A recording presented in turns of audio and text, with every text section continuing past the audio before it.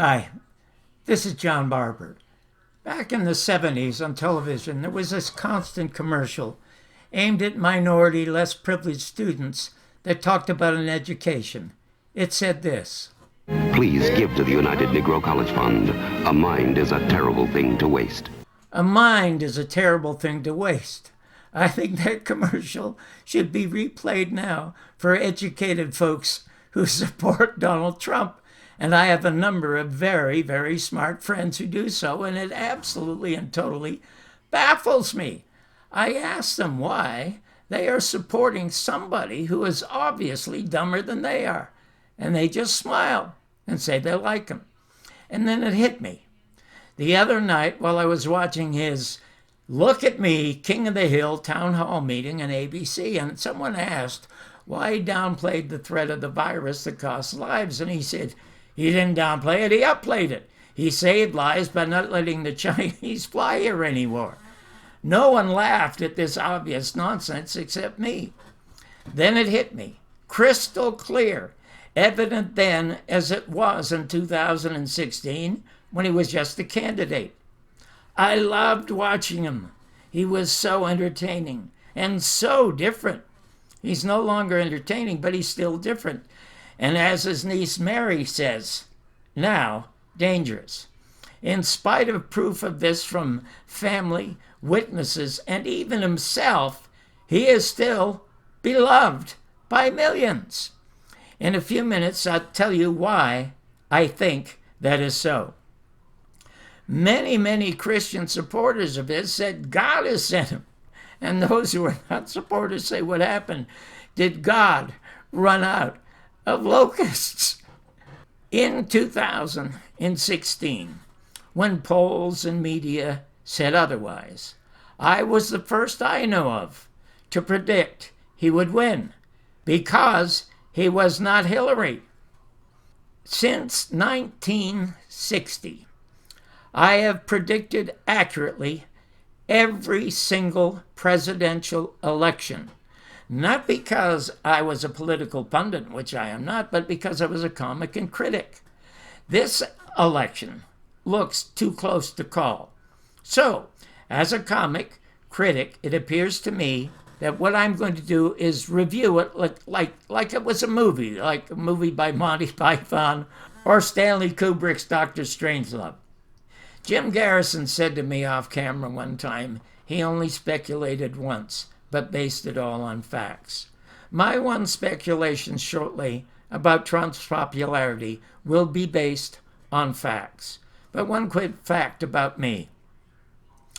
In 1970, my good friend, comic Flip Wilson and myself, booked Muhammad Ali to be on our shows. Me for the first day and him for the second day. At the time, because of the fairness doctrine, as host, I could not express my disdain for LBJ's fake Vietnam War or him. But I could book Ali to do so. And at that time, 95% of all of you, all Americans, wanted him in jail as a traitor or in a grave as an uppity black. 10 years later, history confirmed my unspoken views of LBJ and that war. I do not have 10 years to wait for my now spoken views of Trump's popularity to be confirmed. I'm sure a lot of you hope I don't even have 10 more minutes. But to quote Mark Twain, I'm as confident as a Christian holding 4 aces that my views of Donald Trump and his popularity are dead on.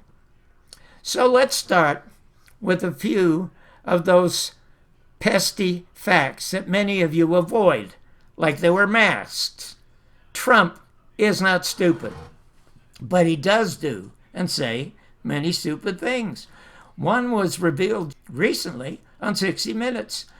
At the Tijuana border, he built a 6-mile, $50 million fence on land under which the U.S. government years earlier had built a bunch of huge concrete tunnels to drain floodwater and waste during floods from Tijuana to Southern California. You could drive a motorboat through them. Every day they pluck out an infected Mexican or two. That is a presidential blunder. But the bigger personal blunder was encouraging and calling Bob Woodward to do hours of recorded interviews with him. Woodward, who with his journalist partner Bernstein and one book brought down Richard Nixon over one lie.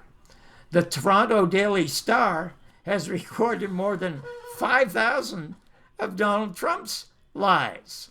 Nixon's lie was over Watergate. Now, a lot of people were upset because he revealed that he had lied about and downplayed the threat of COVID. But that never bothered me. We could see when he spoke that he knew nothing about it. Drink bleach. The heat will make it go away. Like he said about the California wildfires. It'll soon be cold. What shocked me is he confirmed what his niece and sister and crime partner hitman lawyer Michael Cohen all say. He does not have any empathy or feeling for anyone. At one point, Woodward said, quote, "You know, Mr. President, as a privileged white man, I feel all my life I've been living in a cave of privilege, unable to identify with those outside, and until recently." And then Trump interrupted him, almost laughing, and he said, "Bob, you drank the Kool-Aid. That never bothered me." That kind of insensitive president bothers me. It should bother you. Cohen also said Trump's signature was twice on checks that went to hookers and Stormy Daniels. If Trump were Stormy Daniels, he'd probably be telling his devotees that he was still a virgin, and they'd all believe him, shouting hallelujah. Now, to a few more pesky facts about his personal life and business, before I tell you why he is still so beloved. Never mind in school that he paid someone to take his exams. That's never any big deal. Or that he was kicked out of another school for lack of discipline. That's no biggie either. But when his father died and left almost $1 billion estate, he hired accountants and lawyers to get that reduced to about a third so that he could screw his niece Mary out of her deserved millions. As for his businesses, he went bankrupt 6 times, screwing workers out of their millions in retirement. Hundreds of lawsuits were filed against him by smaller unpaid contractors. A few of his business disasters include Trump Airlines, Trump Vodka, Trump Mortgage, Trump Magazine, Trump Steaks, and more. Now to the outright major frauds. Trump University paid a $25 million settlement. And worst, Trump Charities fined $2 million for what else? Lying. Nowhere will you find in his background he made any contribution to society. And of course, he avoided military service in Vietnam by lying about bone spurs in his feet, which never hurt him when he's walking a golf course. This is just a short list of what he did before he was president. Now a shameful list of what he did not do as president. He did not release the JFK CIA files as mandated by Congress. He appointed Brett Kavanaugh to the Supreme Court after Kavanaugh, as a D.C. judge, ruled in favor of the CIA to never release Jim Garrison's files. He never pardoned Julian Assange for reporting our empire's war crimes, or pardoned Snowden for telling us that the empire now spies on every one of us. Every president, from Jefferson to John Kennedy, has said more important than any president is the First Amendment, freedom of speech, a free press, now blocked as long as Trump is in office. He has failed to reverse Clinton's fascist Communications Act of the 90s, which put over 95% of our media into the hands of 6 corporations overseen by the CIA's Project Mockingbird. He has failed to file monopoly charges against them, failed to sign an easy executive order ending fake news, which all of us want to be seeing God. But he needs fake news. He needs an enemy we also hate. But we hate fake news for real reasons, for being propagandists for the empire and not reporting their misdeeds.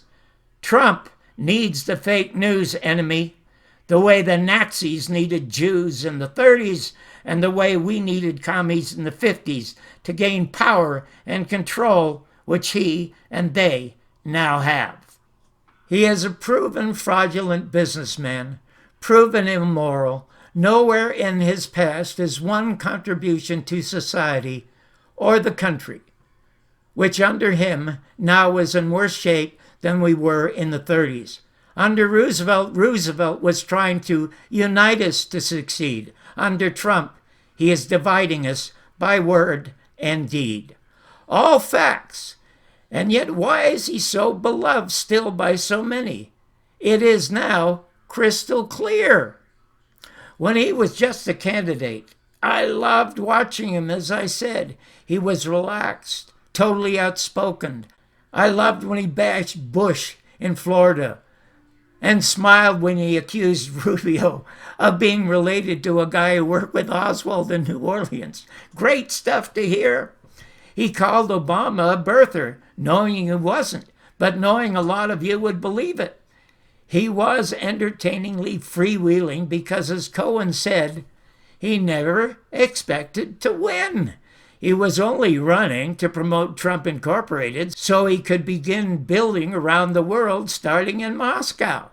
But as Cohen also said, the tragedy is he won. And maybe even more like now as a president than he was as a candidate, because he succeeded in making his movie. And you know why? He is the epitome of what Americans have always seen and been fascinated by throughout our history from the Wild West on. Those who defied convention, the bad guys who broke the laws and the rules. Thousands followed the exploits of Billy the Kid and Jesse James. During the 30s, millions cheered for bank robbers like John Dillinger and Bonnie and Clyde, all inspiring best-selling books and movies. When I was a bad boy myself as a kid, when I went to the movies, I was rooting for the gangsters. Humphrey Bogart, Jimmy Cagney, Eddie G. Robinson, all the more fascinating. Even Robin Hood, stealing from the rich to give to the poor. Trump is even more fascinating, stealing from everyone and giving to himself. Better than Cagney and Bogart, he got away with it. And sometimes he reminded me of that villain in The Treasure of Sierra Madre who said, "Badgers, we don't need no stinking badgers." He is the penultimate bad guy, running on a law and order platform when he is the biggest lawbreaker on the planet, and who honestly would not want to have the absolute no rules apply freedom that he has to tell the world and everybody to go fuck themselves. Fuck you for telling me to wear a mask. And fuck you, I could shoot somebody on Fifth Avenue and nobody would care. Where I could stand in the middle of Fifth Avenue and shoot somebody and I wouldn't lose any voters, okay? It's like incredible. Fuck you!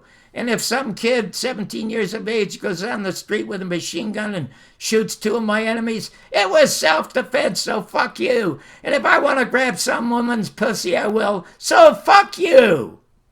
Who wouldn't want that kind of freedom of expression? I have a number of friends, in spite of all of this, who are voting for Donald Trump, but that doesn't lessen my affection for them one little bit.